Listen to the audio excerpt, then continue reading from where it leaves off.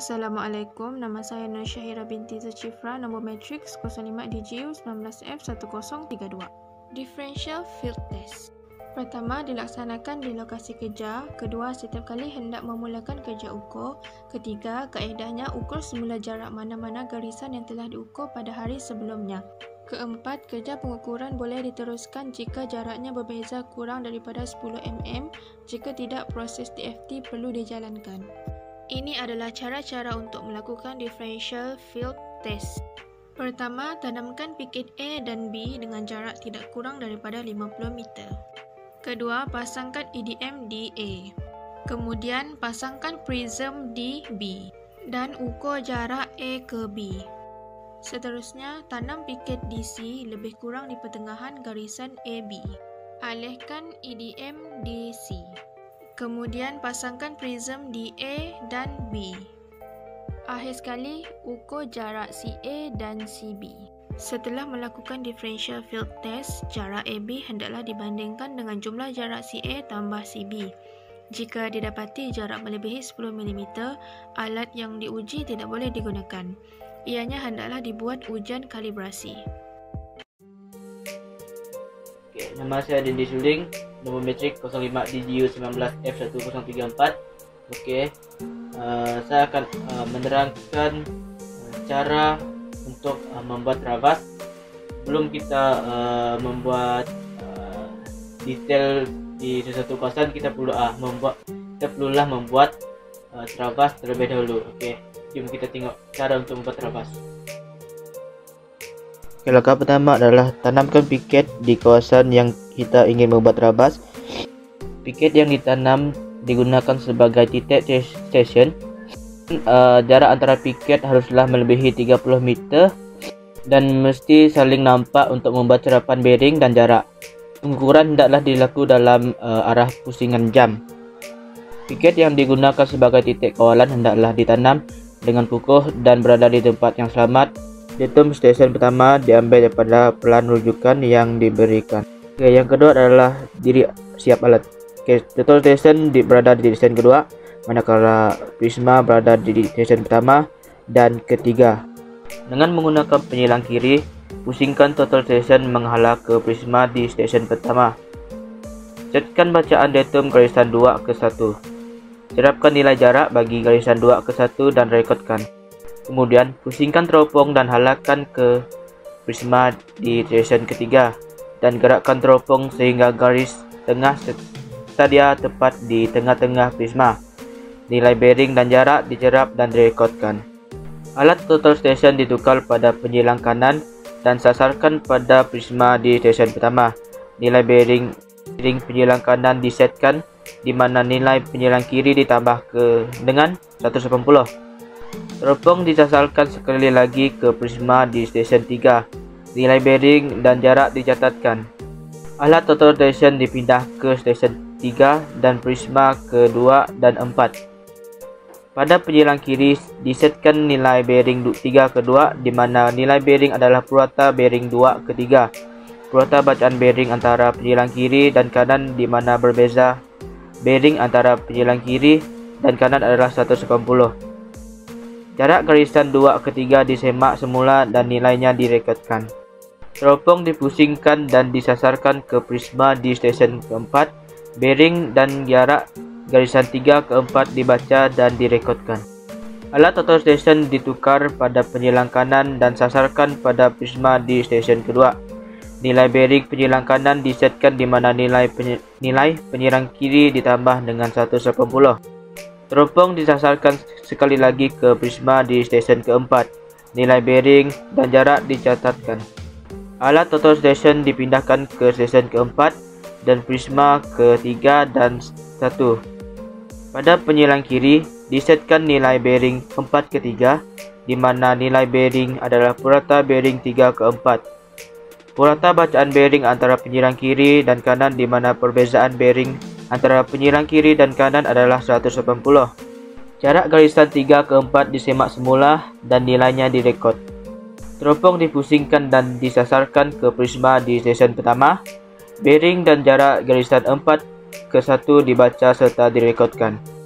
Alat total station ditukar pada penyilang kanan dan sasarkan pada prisma di stesen ketiga. Nilai bearing penyilang kanan disetkan di mana nilai penyilang kiri ditambah dengan 180.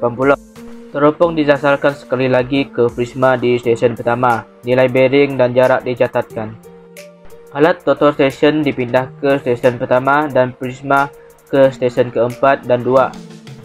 Pada penyilang kiri, disetkan nilai bearing 1 ke 4 di mana nilai bearing adalah purata bearing 4 ke 1. Purata bacaan bearing antara penyilang kiri dan kanan di mana perbezaan bearing antara penyilang kiri dan kanan adalah 180.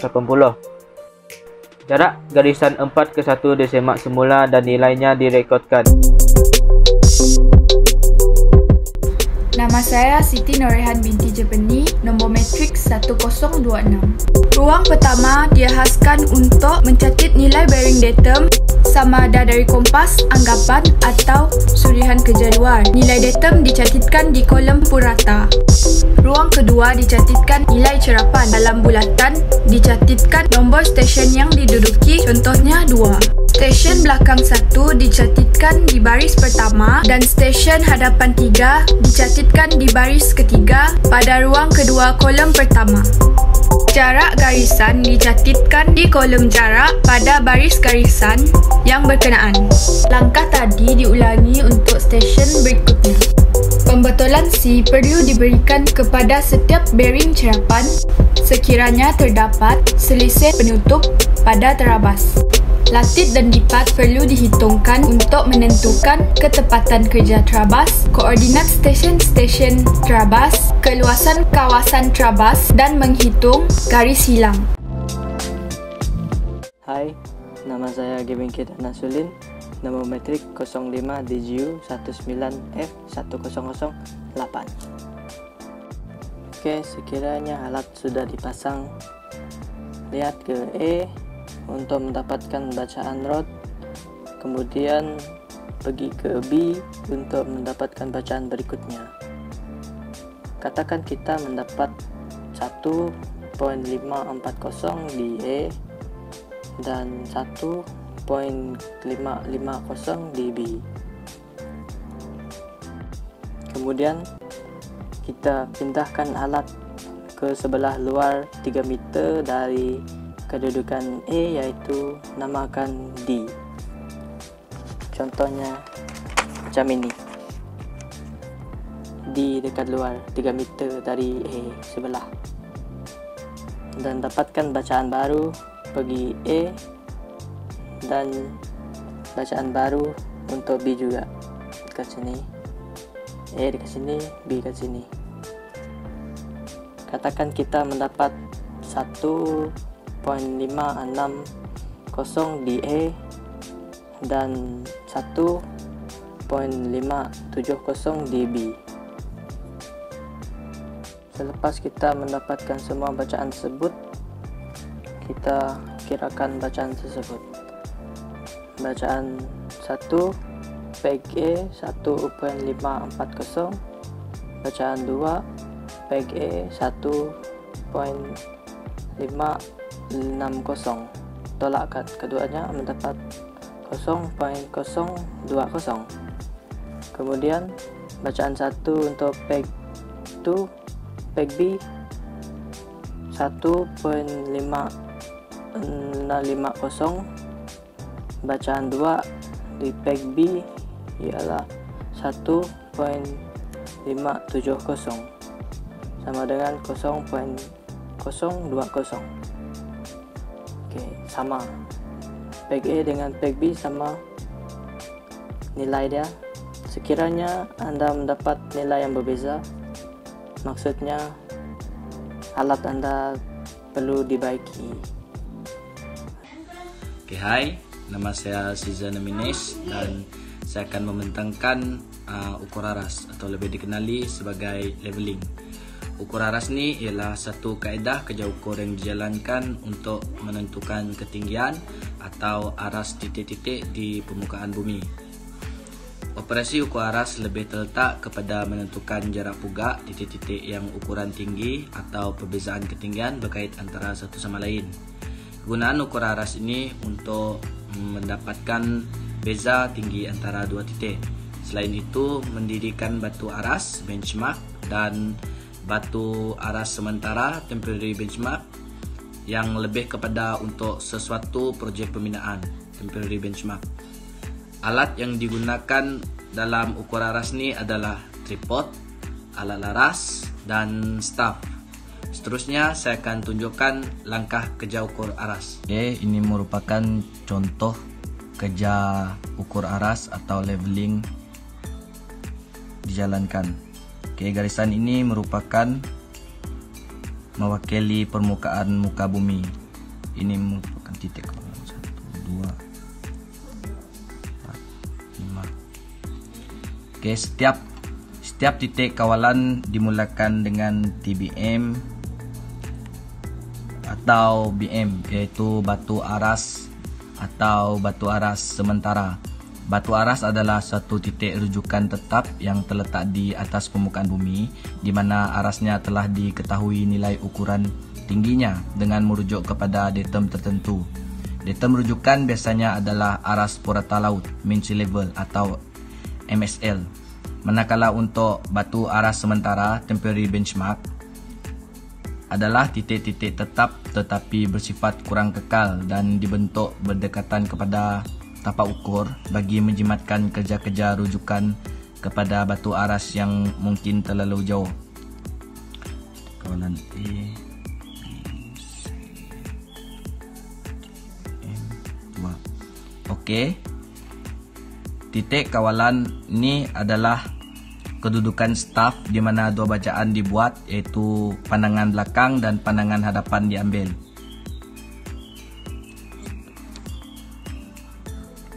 Staff akan didirikan di setiap titik kawalan ini. Manakala alat laras akan diletakkan di antara setiap titik kawalan ini.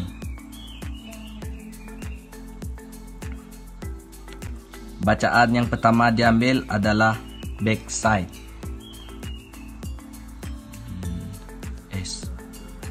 Backside atau pandangan belakang adalah cerapan yang pertama diambil selepas alat laras disiapkan pada satu-satu kedudukan atau bacaan staff pertama yang diambil di atas satu titik yang diketahui ukuran tingginya. Ini pula foresight.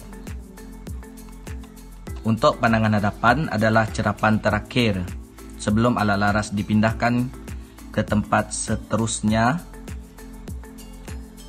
atau bacaan staff yang diambil di atas satu titik di mana ukuran tingginya hendak ditentukan.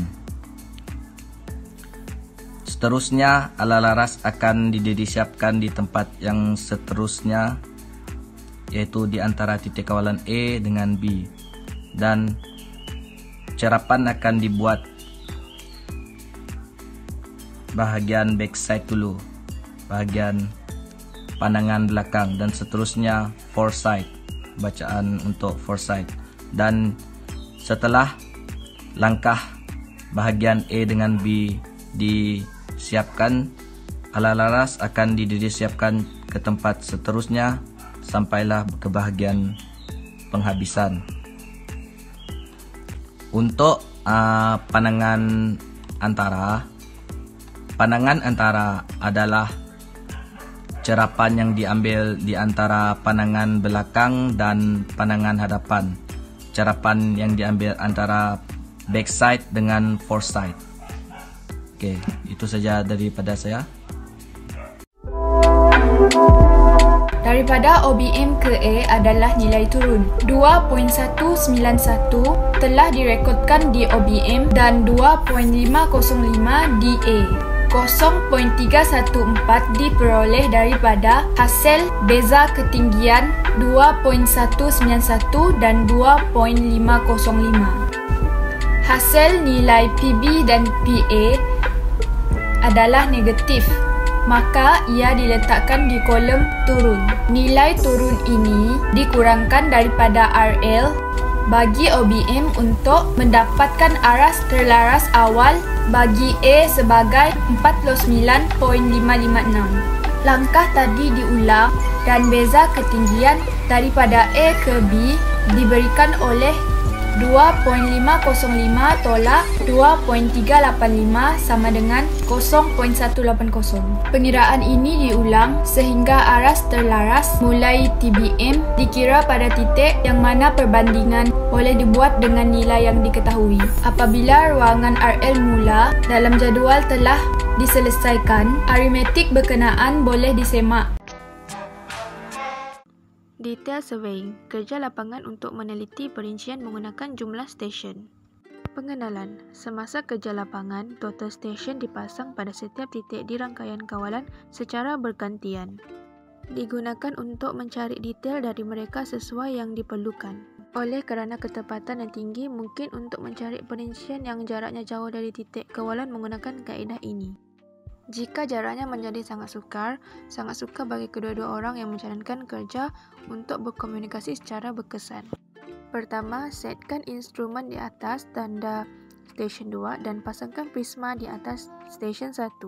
Menggunakan konsep kajian automasi, maklumat di bawah perlu disimpan dalam jumlah memori stesen. A. Ketinggian instrumen HI, tinggi reflektor HR dan tinggi prisma mini HR, bearing dan jarak datum dan koordinat datum jika ada. Pilih stesen kawalan berhampiran sebagai objek rujukan RO, lihat titik ini dan rakam bacaan bulatan mendata. Semua perincian dalam corak radiasi sekarang akan diperbaiki berkaitan dengan arah yang dipilih ini. Prisma mini yang dipasang di tiang perincian dipegang pada titik perincian yang terpaku P dan diperhatikan oleh jumlah stesen. Berhati-hati untuk memastikan tiang perincian dipegang secara menegak. Setelah titik P terletak, tiang perincian dipindahkan untuk setiap titik perincian secara bergantian sehingga semua pemerhatian selesai. Seboleh-bolehnya, setiap titik perincian harus dipilih mengikut arah jam. Penampakan terakhir harus kembali ke RO untuk memeriksa bahawa pengaturan lingkaran mendata tidak diubah semasa pemerhatian. Kesalahan linear lintasan mesti mengikut peraturan kadaster. Oleh itu, disarankan sepanjang siri pembacaan stesen yang panjang untuk melihat kembali RO setelah, katakanlah setiap 10 ke 2 titik perincian. Dengan menggunakan konsep kajian automasi, semua pengukuran yang direkodkan mesti dimuat turun dari stesen total ke komputer melalui kabel, Bluetooth, Wi-Fi, kad memori atau USB. Data dapat diproses dengan menggunakan perisian tinjauan seperti CDS. Dan yang terakhir adalah harus menggunakan perisian berasaskan CAD seperti AutoCAD untuk menghasilkan rancangan kejuruteraan. Di sini saya akan menerangkan data processing menggunakan software CDS. Mula-mula buka software CDS. Untuk buat file baru, klik New. Apabila layar seperti tersebut terpapar, buat folder baru. Semua file yang dihasilkan melalui CDS akan disimpan pada folder tersebut. Klik New Job untuk file name, sila lekat nama projek Anda. Setelah selesai mengisi kesemua, klik Open. Setelah itu, gambar seperti tersebut akan terpapar pada skrin Anda. Seterusnya adalah import data raw. Klik Entry, kemudian klik Import raw data to Stadia atau Level File. Import raw data akan terpapar. Pilih top code mengikut jenama total station yang digunakan dan FC5 GTS6 mengikut GTS 239N raw data format. Kemudian klik Browse. Setelah itu, raw data file akan terpapar. Klik Files of Type, kemudian pilih All File. Pilih raw data file untuk projek, contohnya raw topcon 17.2.14 K1, kemudian klik Open. Seterusnya adalah mengikuti arahan seperti tersebut.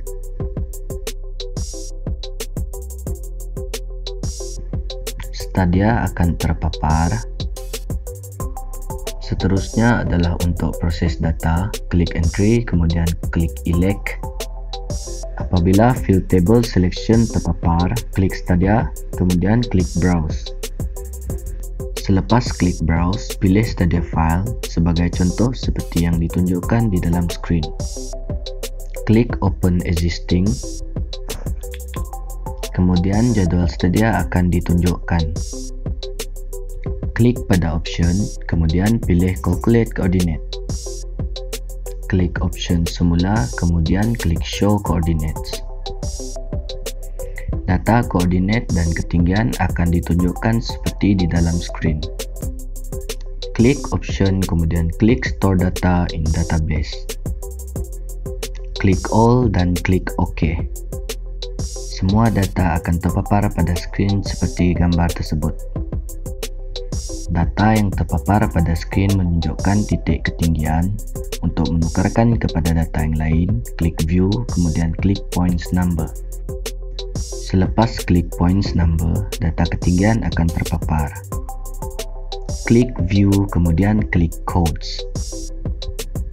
Data akan berubah menjadi petunjuk. Kemudian adalah ekspor data CDS ke AutoCAD. Klik File, kemudian klik Plot Parameters.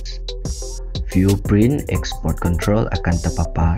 Klik Sheet Details dan nama lab CDS. Masukkan nama file dan klik pada 3D to DWG di XF.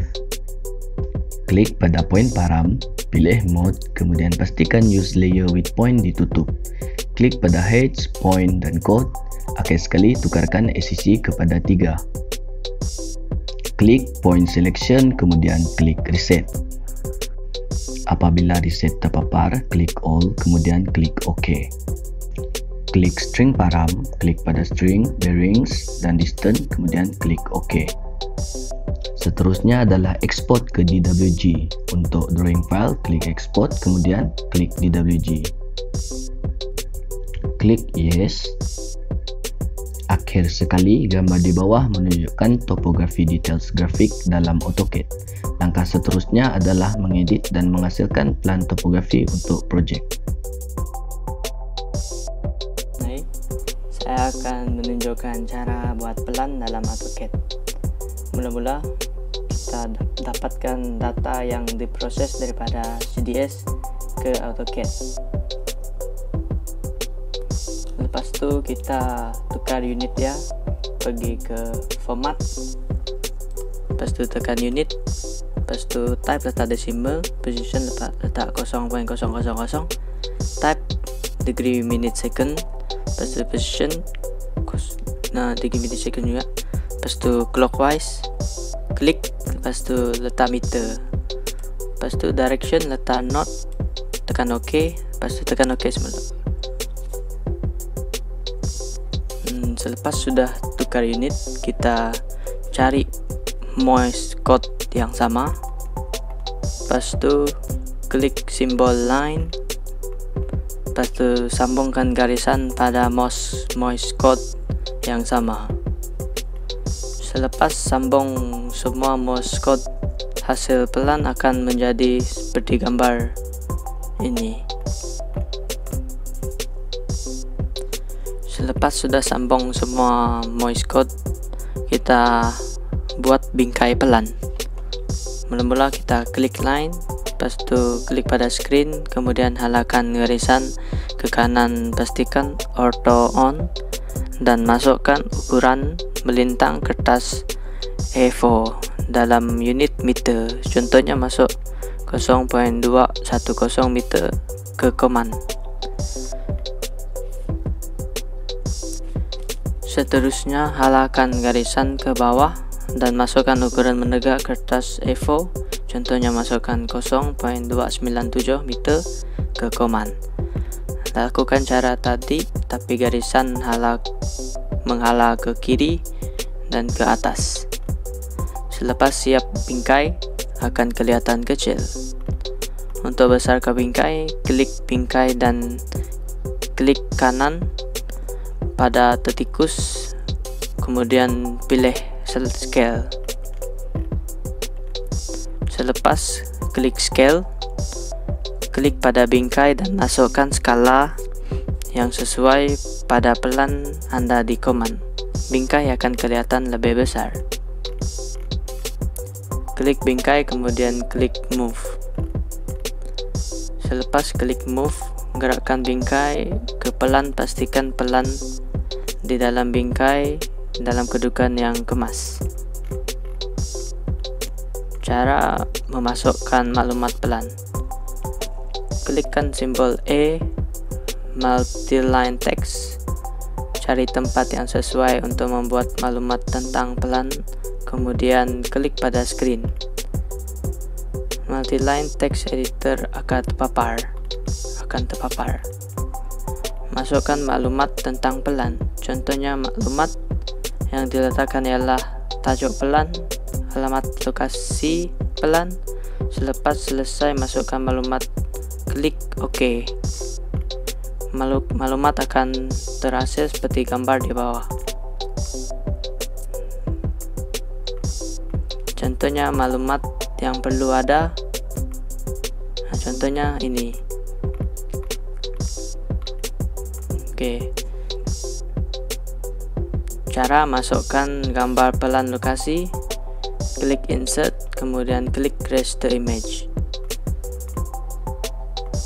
Lepas tu select image file akan terpapar, pilih gambar, kemudian klik open. Lokasi pelan akan terpapar. Gambar lokasi pelan boleh didapati di Google Map. Nah, ini contohnya. Oke. Terima kasih.